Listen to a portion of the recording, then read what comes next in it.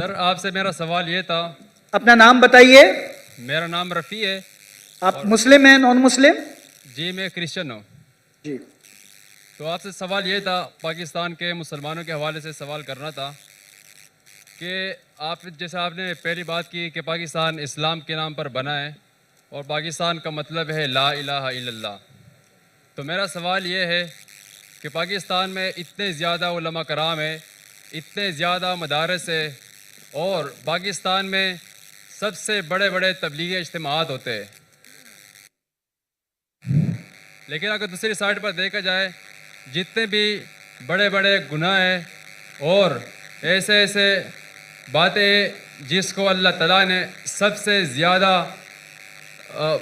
मतलब मना किया हुआ है, तो उन मामलात में पाकिस्तान बाकी ममालिक से पहले नंबर पर है। यानी हमेशा वो तमाम बुराया जो अल्लाह ताला ने मना किया है दूसरे ममालिक के मुकाबले में वो पाकिस्तान में सबसे ज़्यादा है। तो अगर कोई तबलीगी हमारे पास आता है यानी किसी दूसरे मुल्क में आता है, गैर मुस्लिम को इस्लाम की दावत देता है कि आप इस्लाम में आ जाओ और अच्छाई की बातें करता है, तो मैं इनसे वो सवाल कर सकता हूँ कि वो तमाम बातें जो हम में है वो तुम में नहीं है। यानी हम अदल और इंसाफ पर यकीन रखते हैं, हम झूठ नहीं बोलते, हम भाई सवाल पूछिए। सवाल क्या है आपका? तो मेरा सवाल यही है कि क्या ये पाकिस्तान के उलमा कराम की नाकामी है या इसकी क्या वजह है? भाई साहब ने एक अच्छा सवाल पूछा, अहम सवाल। वो जो खातून ने कल पूछी थी उससे मिलता जुलता है, लेकिन ये साफ सवाल है। भाई साहब ने कहा कि जैसे मैंने कहा कि पाकिस्तान मुल्क इस्लाम के नाम पे बना और पाकिस्तान का मतलब है ला इलाहा इल्लल्लाह। पाकिस्तान का मतलब मैंने कभी भी नहीं कहा ला इलाहा इल्लल्लाह। मैंने कहा पाकिस्तान का मतलब पाक जगह, होली लैंड। पाकिस्तान का मतलब ला इलाहा नहीं है, ये आपकी गलत फहमी है। पाकिस्तान का मतलब है पाक मतलब होली, स्थान मतलब जगह। तो पाकिस्तान की मानिए पाक जगह, होली लैंड। समझ गया? आपका नाम क्या भाई साहब?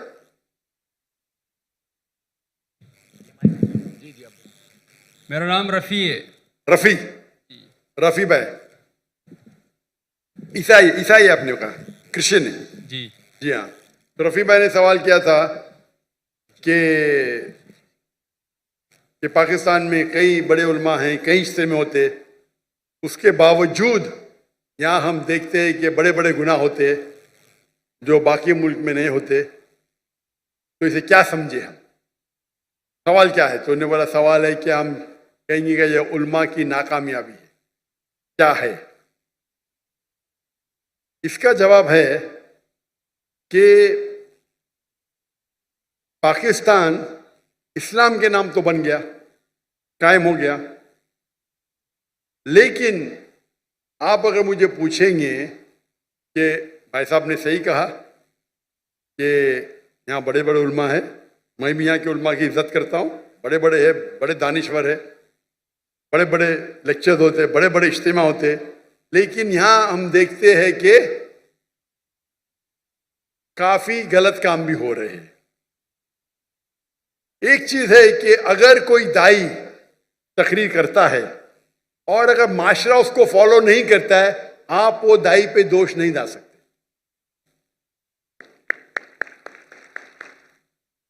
मिसाल के तौर पे आपका भाई है, आप एक नेक इंसान है, आपका भाई चोरी करता है, आप बोले चोरी मत करो, वो चोरी करने लगेगा, तो मैं आपको दोषी ठहरा सकता हूं भाई साहब? रफी भाई, आपका भाई अगर चोरी करने लगा, आप बोलेंगे मत करो, फिर भी कर रहा हो, बोलूंगा रफी आप नाकामयाब है, आप खराब इंसान है, बोल सकता हूं मैं? खराब इंसान है बोल सकता हूं? हाँ क्या नहीं? माइक्रोफोन ऑन कीजिए ना। ये माइक ऑन कीजिएगा, ये राइट वाला माइक ऑन कीजिए प्लीज, इसको अभी बंद मत कीजिए। अगर आपका भाई चोर है, आपने उसे बोला चोरी मत करो, तो मैं आपको दोषी ठहरा सकता हूं? ये माइक ऑन कीजिए please. Who is on the audio? Audio पे कौन है? जी, ये माइक्रोफोन जब भी क्वेश्चन आंसर सवाल पूछ रहे तो बंद मत कीजिए, ऑन रहने दीजिए। जी हाँ जी मैं आपको दोषी ठहरा सकता हूं? जी बिल्कुल। ठहरा सकता हूँ? नो सॉरी मैं आपको जेल में डाल सकता हूँ? नहीं आपका भाई चोरी कर रहा है, आपने उसे कहा मत चोरी करो, मैं आपको दोषी ठहरा सकता हूँ? नहीं आप अगर नहीं बोलेंगे, एक हदीस है अल्लाह के रसूल की कि एक फरिश्ता थे, अल्लाह ताला से फरमाते ये गांव में सब लोग गलत काम कर रहे हैं, काफी लोग, मैं उनको सबको उनके घर को तबाह करूंगा, लेकिन 2 ऐसे घर है जो गलत नहीं करते। हुक्म आता है कि सबसे पहले इनको तबाह करो। क्यों? उनने बाकी को दावत दी नहीं। अगर गलत काम हो रहा है तो रोकना मुसलमान का फर्ज है। 3 है, अल्लाह के रसूल ने कहा अगर कुछ गलत काम देखते हो सके तो हाथ से रोको, हाथ से नहीं रोक सके तो जबान से रोको, जबान से रोकते कम से कम दिल में कोसो। कुछ गलत काम हो रहा है, अगर आपके पास हिम्मत नहीं बात करने के लिए, अपने गवर्नर साहब के तो माशाल्लाह बहुत हिम्मत है, तो कम से कम दिल में तो कोसो। अगर इतना करेंगे तो आप लोवेस्ट लेवल के मुसलमान हैं। तो मैं जानता हूं जहां तक के यहाँ के उल्मा का सवाल है, जितनी मैंने उनकी तकरीर, सारे उल्मा की तो नहीं सुना, जितनों की मैंने सुना और जिससे मुतासिर हुआ हूं मैं, मिसाल के तौर पे डॉक्टर इस्तार अहमद, मुफ्ती तकी उस्मानी, मौलाना फजलुर रहमान, माशाअल्लाह ये अजीम उल्मा है, तकरीर कर रहे हैं इन लोग। और खुसूसन डॉक्टर इस्तार अहमद, जब मैं मिलने उनको आया था 51 में, मैं बोला क्यों है? मैं बोला इस्लामिक इदारे देखना है। बोले आपको पाकिस्तान में इदारे मिलेंगे, इस्लाम नहीं मिलेगा। अल्लाह उनको जन्नत नसीब फरमाए, जन्नत, जन्नत आला, आमीन जन्नत फिरदौस। आमीन। मुझे एक पाकिस्तानी अभी कल मिला, कल बोला डॉक्टर साहब जब डॉक्टर इसाम साहब जिंदा थे हमें उन कदर ही नहीं की, अभी मरने के इंतकाल होने के बाद हम सुनते तो जो ने 20 साल पहले कहा वो अभी सही आ रहा है। पाकिस्तान के बारे में तो छोड़ो, हिंदुस्तान के बारे में डॉक्टर इसाम अहमद कहते थे बीजेपी 2 सीट है वो हिंदुस्तान को रूल करेंगे। क्या कौन सोच भी नहीं सकता था ख्वाब में। ये डॉक्टर इसाम अहमद साहब की दूर अंदेशी है, फॉर साइटेडनेस। जब बीजेपी की 2 सीट थे उस टाइम कहा कि बीजेपी हिंदुस्तान को रूल करेंगी। उनको हिस्ट्री के ऊपर महारत थी। तो ये कहना कि क्या उलमा नाकामयाब थे, मैं ये कहूंगा कि अफसोस की बात है उनको सुनने वाले ने उनकी इज्जत नहीं की। उस वक्त मैं हिंदुस्तान से मिलने आया डॉक्टर इस्लाम साहब को और उनके सारे कसरे ली, और उस वक्त भी मुझे 3 चीज करते डॉक्टर इस्लाम साहब। एक होता है कि तफसीर कुरान, तर्जुमा कुरान पढ़ते थे, कुरान को की दावत को फैलाते थे। दूसरा इस्लाह करते थे, शिर्क, अक़साम शिर्क, राह निजात, कई तकरीर। और तीसरा उनका था पॉलिटिक्स, और मुझे पॉलिटिक्स से ज्यादा शौक नहीं है। अभी हिजरत करने के बाद शौक हो गया। शौक हो गया क्या, मैं कोशिश कर रहा हूं मैं दावती काम करूं पॉलिटिशियन के साथ, अल्लाह ने मौका दिया। अभी जब मैं सुनता हूं डॉक्टर इस्लाम अहमद साहब क्या कहते हैं, उस टाइम में उनके कैसेट कुरान के ऊपर थे, फौरन सुन लेता था। अगर इस्लाह के ऊपर सुन लेता था, पॉलिटिक्स सर मैं तो पॉलिटिशियन नहीं हूं, थोड़ा सुन लेता था, बंद करता था। अभी मैं सुनता हूं तो उनकी दूरअंदेशी, फॉर साइटेडनेस इतना है कि 95 में कहा जो हिंदुस्तान में 20 साल बाद होगा।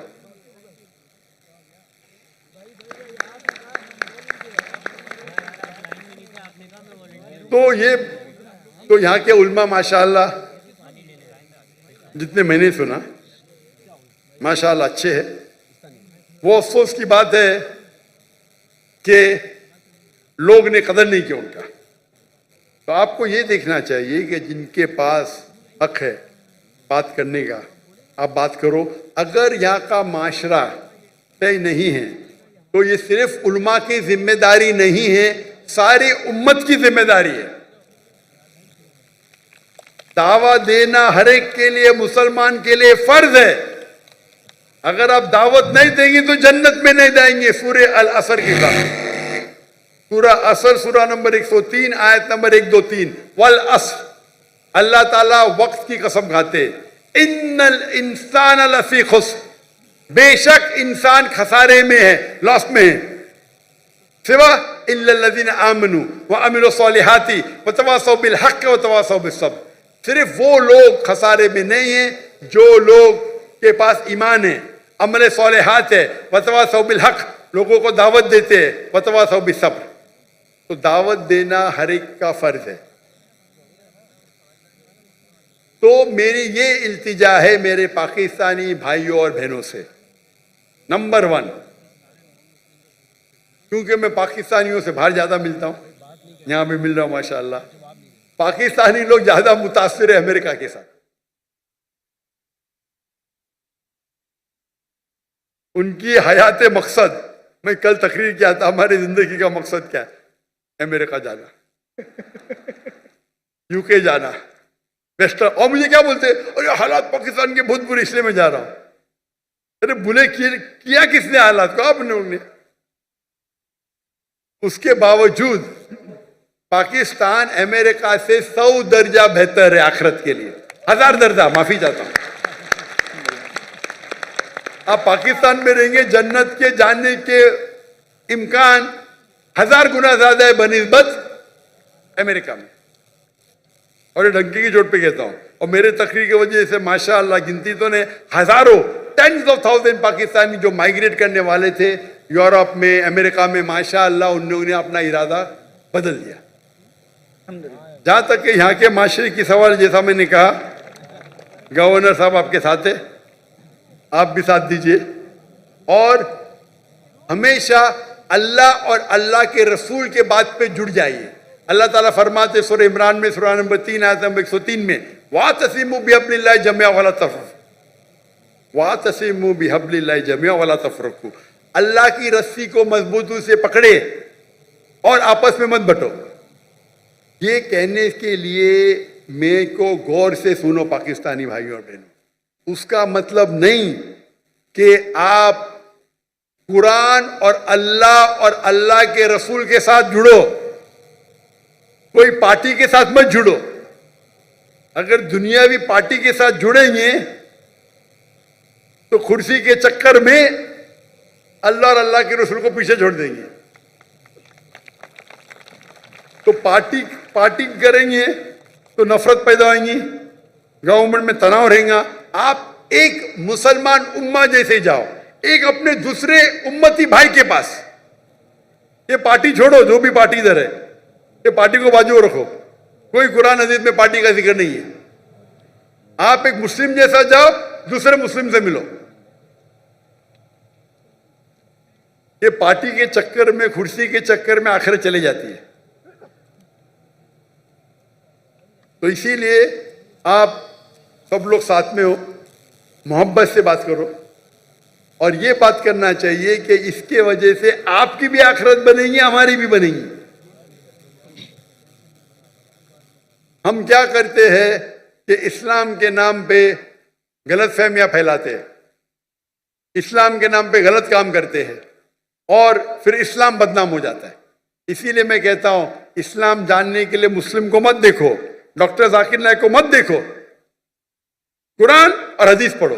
अगर कोई इंसान को देखने का है, बेस्ट एग्जाम्पल मोहम्मद सल्लल्लाहु अलैहि वसल्लम,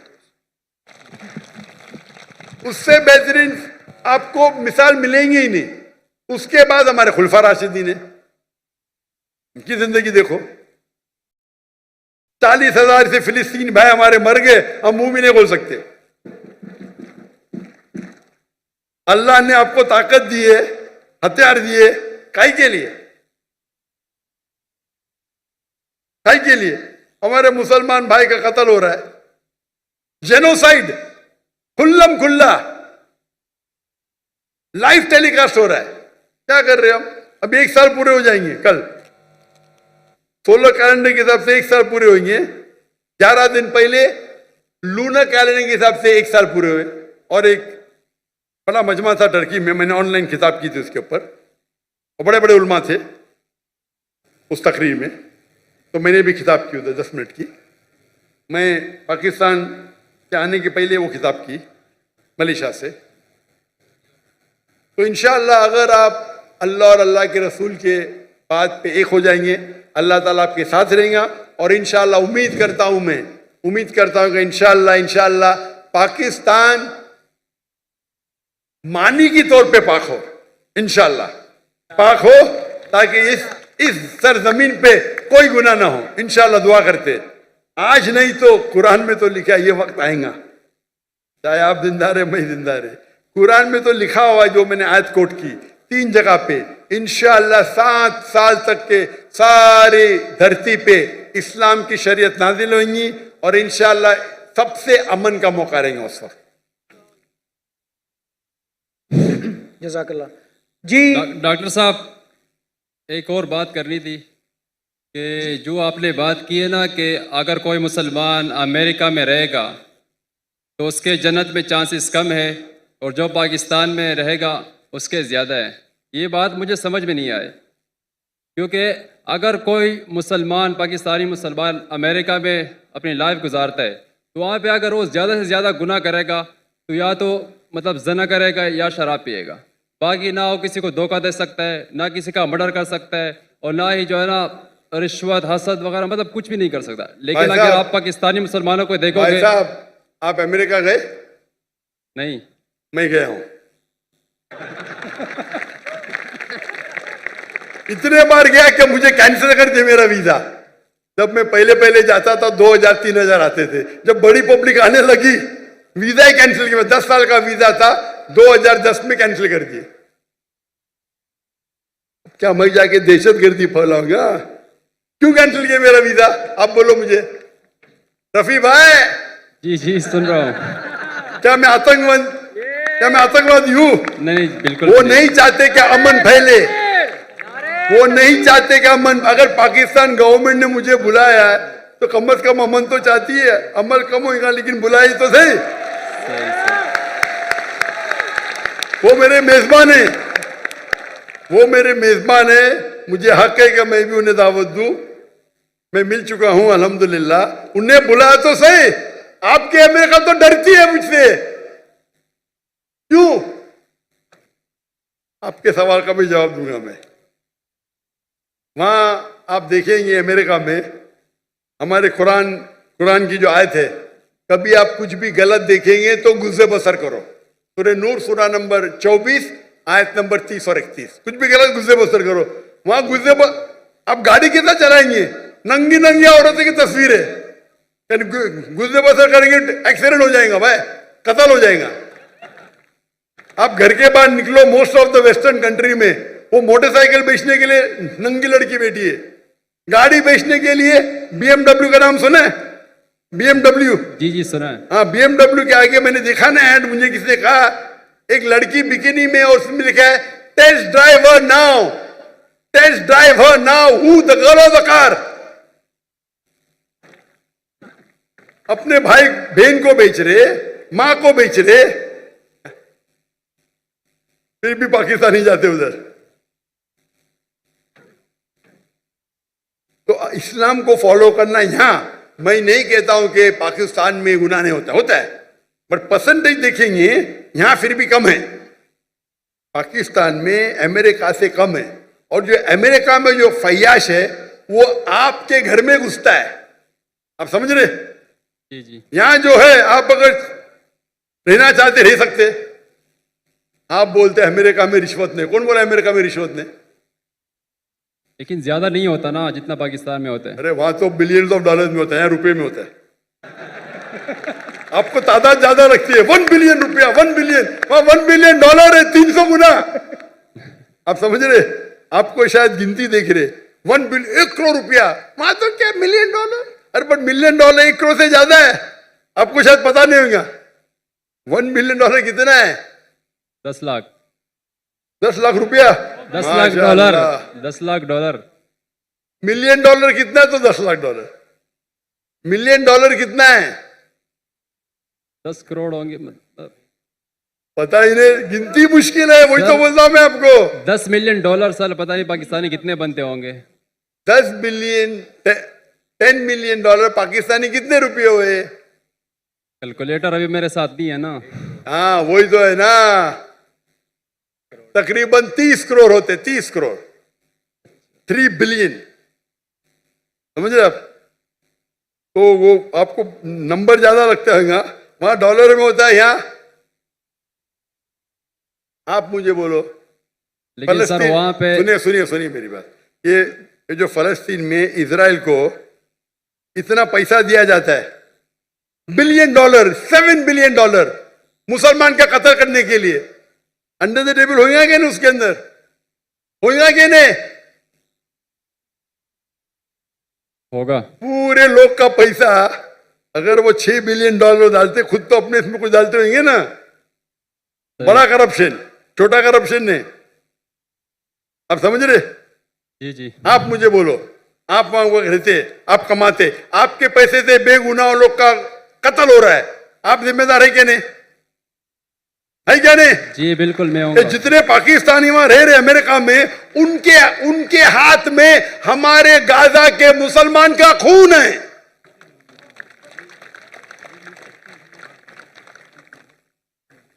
ठीक है, इल्तिजा करते होंगे, लेकिन ये तो सालों से होते जा रहा है।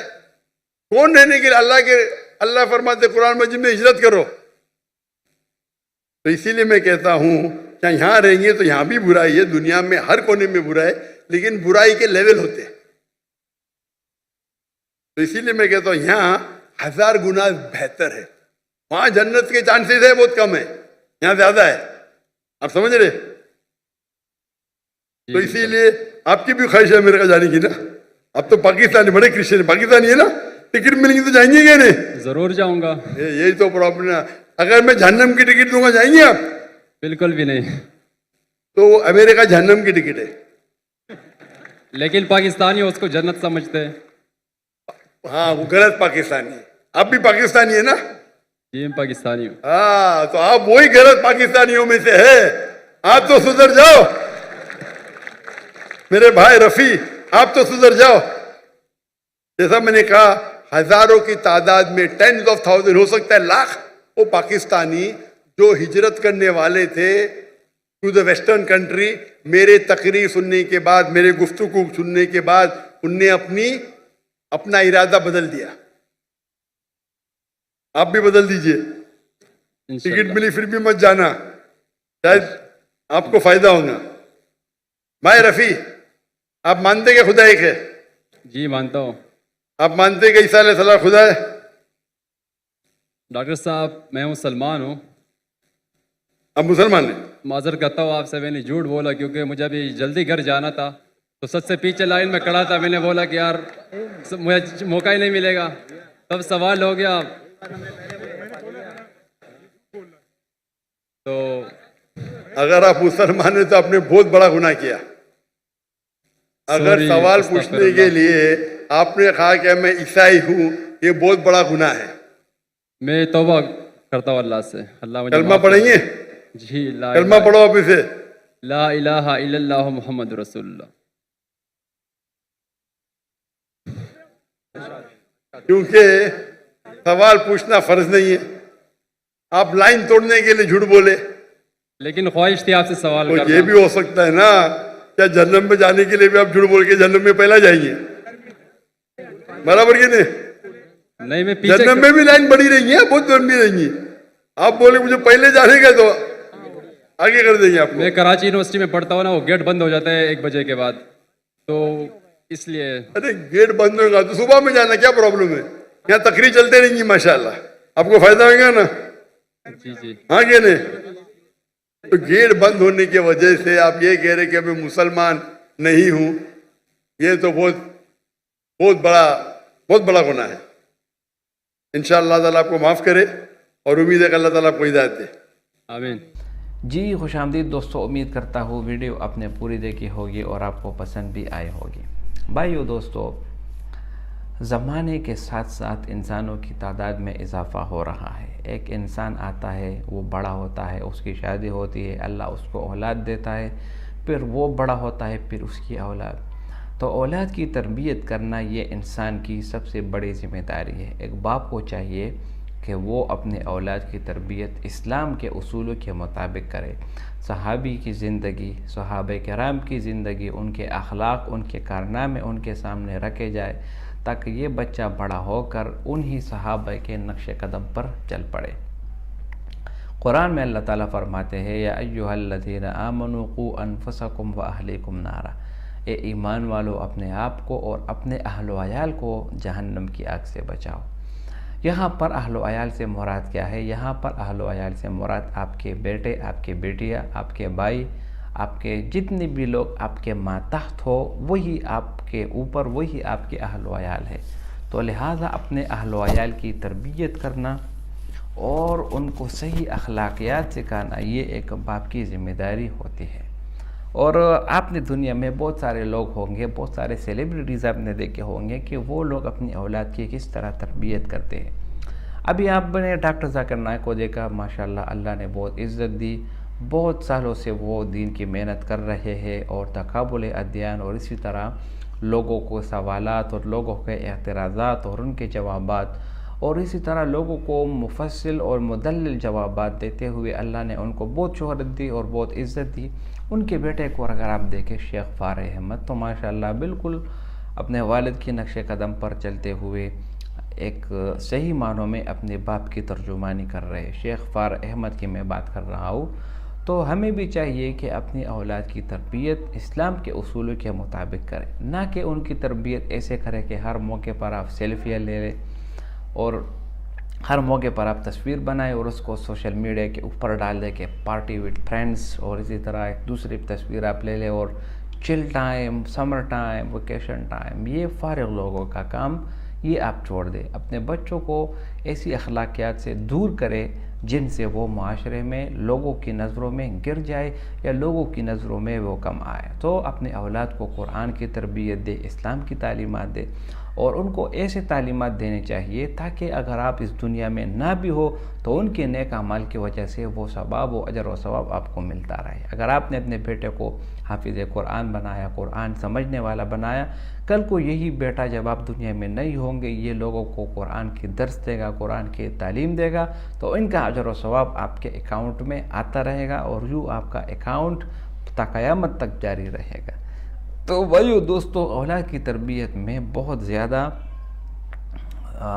ज़्यादा एहतियात करनी चाहिए ताकि आपकी औलाद बिगड़ ना जाए और गलत रास्ते पर ना चला जाए। उम्मीद करता हूँ वीडियो आपको पसंद आई होगी। अगर वीडियो आपको पसंद आए तो इस चैनल को सब्सक्राइब करें। बहुत शुक्रिया।